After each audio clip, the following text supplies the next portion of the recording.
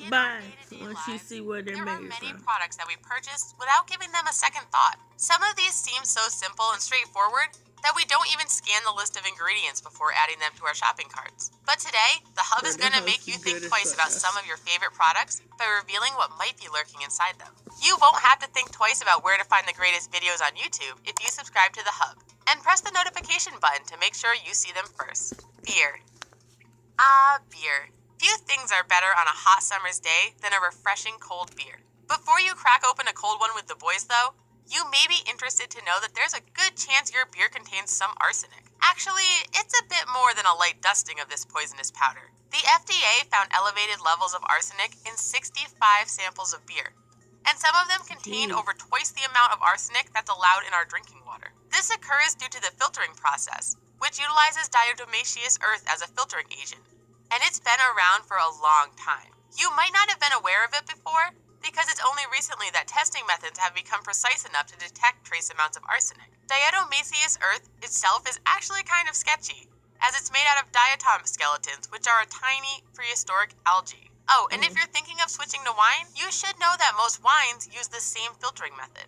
The process is used to strain out plant matter, yeast, or anything else that makes your drink appear less than pristine. Jelly beans. You've probably already eaten your way through your stash of Easter candy, but we'll go ahead and get a head start on ruining jelly beans for you next year. Damn. The truth is, the way that jelly beans are made tends to bug people for some reason. Probably because insect parts are a key ingredient, if we had to hazard a guess. You see that shiny outer coating on the exterior of your jelly beans? In order to get them to look shiny like that, companies apply shellac to the outside of the candy. What part of the bug does shellac come from? Well, it's more like something that comes out of a bug. That's right, shellac is made from the excrement of the female lac bug, found in the forests of India and Thailand. Their poop is processed and sold as dry flakes, and are then dissolved in ethanol in order to create liquid shellac, which can be painted onto your favorite candies. In case you thought you'd stick to Halloween candy, you should know that candy corn is also coated in shellac, along with many others of your favorite treats. This includes Milk Duds, Raisinets, and malted milk balls. Bon appetit. Sugar. No, sugar isn't the horrifying ingredient lurking in your food that is sure to traumatize you. There is actually a strange and gross secret behind sugar that may just make you reach for the Splenda packets. We know that refined sugars, the kind used for baking or adding to your morning coffee, is made of sugar cane or sugar beets. The two substances are almost identical in terms of nutrition and taste. However, they're refined very differently. In order to get that pure, delicious cane sugar, sugar cane stalks are crushed, and their juice is heated until it crystallizes. To get that nice white color, it's then filtered and bleached with bone char. If the phrase bone char gives you pause, we don't blame you.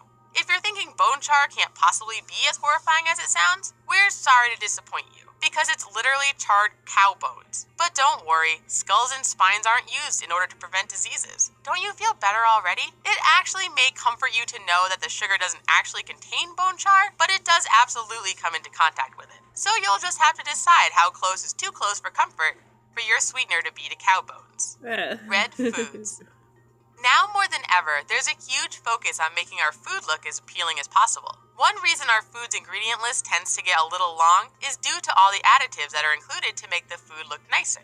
In order to get that bright red coloring in everything from yogurt to cakes and anything else that has a red hue, a common colorant called carmine is used. Now, we have some good news and some bad news. The good news is it's definitely not made of bug poop like shellac is. The bad news is that it is made of bug parts. It's also known as cochineal extract, and you can probably find it in your makeup as well as your food. Nothing says night out on the town like lipstick made with beetles. It's created by grinding up red beetles, who are then cooked at a high temperature, which just helps bring out the brightest reds possible. You might be thinking you can avoid this by reading the ingredient list more carefully, but it's also commonly listed as natural color. We suppose that bugs are pretty darn natural, but it does still seem a bit disingenuous. Meat. If we were to tell you that package of hot dogs or sausages you have in your fridge was covered in viruses, you'd probably toss it in the garbage can. Okay, hold up. I'm not ready for the meat part. I'm not ready for the hot dog part, because I'm tending to eat a bologna sandwich right now while I'm doing this video, so... Alright, here we go. Oh my goodness. Don't worry, that won't be necessary. You see, Those viruses were carefully cultivated and then put there on purpose by the manufacturer. What do you mean that doesn't make you feel better? Picky. We all know that E. coli is a seriously bad bacteria that can give you a bad case of salmonella if you eat meat infected with it. In order to fight fire with fire, the FDA approved the use of bacteriophages on meat products. In order to prevent the viruses from adapting to the bacteriophages and becoming resistant, multiple types of bacteriophages are used. So your meat isn't just being sprayed with one type of virus, but up to 6. The next time you take a bite of your sandwich, you'll know that you're consuming an epic battle between bacteria and bacteriophages. For the sake of your digestive tract, we hope you bet on the bacteriophages. Sure, it's a bit of a more roundabout solution to the E. coli problem than just using proper food handling techniques, but it is surprisingly effective. Steak. We discussed meat in general, but let's move on to a nicer cut of meat. We're not talking hot dogs or deli meat here, but a nice fresh steak. Well, fresh is a subjective term. Even if you take care to pick out the freshest, reddest looking steak at the supermarket, you might want to consider how it looks so good after being refrigerated for so long. It's specially treated with a number of chemicals in order to help the meat maintain its attractive appearance. Chemicals such as carbon monoxide and nitrogen, for instance. These meats are treated with these chemicals, which might sound scary, but in truth they only use trace amounts. This means that the meat is safe for human consumption, sure, but it's also disingenuous and means we could be eating way older food than we're comfortable with. This process allows meat to maintain its appearance for up to 20 days, which... Okay, let me pause that right there. Okay, you go into the store like Walmart or Wayfield, you see the meat, but lately the meat's been looking very disgusting and they're not good. So lately I've been buying chicken breast, even though that's what they just said, it could be older than what it could be, but I feel like chicken breast is better than any other meat to eat. That's up to you guys. So here we go. It's way outside the window in which some of us would feel comfortable consuming it. Unless you get your steaks from a local source, it's likely you won't be able to avoid this either, as manufacturers aren't required to label packaging that includes these chemicals. Cheese.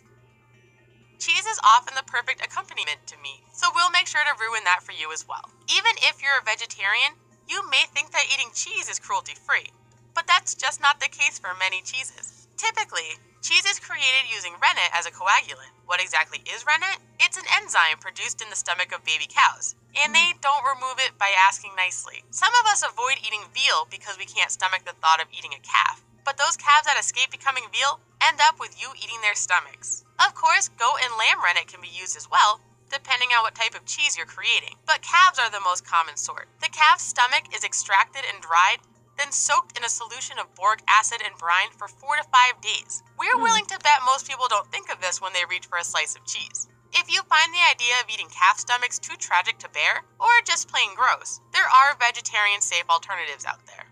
Vanilla.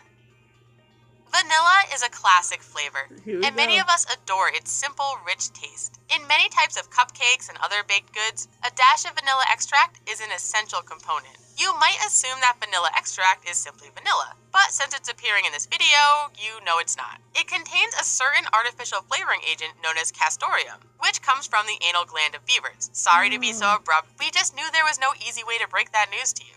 Bizarrely enough, beaver posteriors smell really good, although we're a bit put off by the first person who discovered that. Castoreum is secreted in the beaver's castor sac, and is used along with urine to mark their territory. Because it smells so good, it's also used in perfume as an animalistic note. You could have very well spritzed some beaver gland secretions on yourself this morning without even knowing it. When it comes to food, it's generally listed as natural flavoring, and the FDA claims that it's safe to consume. Although its use in food is becoming increasingly rare, there is a non-zero chance that you've put something that comes out of a beaver's butt in your mouth at some point, and its use in fragrances is still going strong.